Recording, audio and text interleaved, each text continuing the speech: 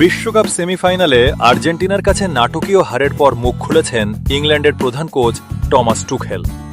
Match শেষে তিনি কি বললেন, চলুন জেনে নেওয়া যাক।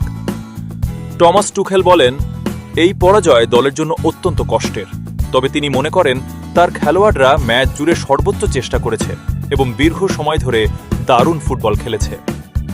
টুখেলের মতে 1-0 ব্যবধানে এগিয়ে যাওয়ার পর ইংল্যান্ড বলের নিয়ন্ত্রণ হারিয়ে ফেলে। দল অতিরিক্ত রক্ষণাত্মক হয়ে যায়, যার সুযোগ নিয়ে আর্জেন্টিনা ম্যাচে ফিরে আসে এবং শেষ মুহূর্তে জয় নিশ্চিত করে। ম্যাচের শেষ দিকে 5 ডিফেন্ডারের রক্ষণভাগে যাওয়ার সিদ্ধান্তের ব্যাখ্যা দেন টুখেল। তিনি বলেন, পরিকল্পনা ভুল ছিল না, কিন্তু মাঠে খেলোয়াড়রা বল ধরে রাখতে পারেনি এবং অপ্রয়োজনীয় চাপ তৈরি হয়েছে। ইংল্যান্ড অধিনায়ক হ্যারি কেন জানান, কোচের নির্দেশ ছিল রক্ষণে গুটিয়ে না থেকে দ্বিতীয় গোলের চেষ্টা চালিয়ে যাওয়া, কিন্তু মাঠে সেই পরিকল্পনা বাস্তবায়ন করতে ব্যর্থ হয় দল। সেমিফাইনালের হতাশা পেছনে ফেলে এখন তৃতীয় স্থান নির্ধারণী ম্যাচে ফ্রান্সের মুখোমুখি হবে ইংল্যান্ড।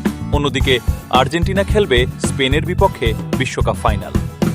ফুটবলের আরও নির্ভরযোগ্য খবর পেতে ভিডিওটি লাইক করুন, শেয়ার করুন এবং চ্যানেলটি সাবস্ক্রাইব করতে ভুলবেন না।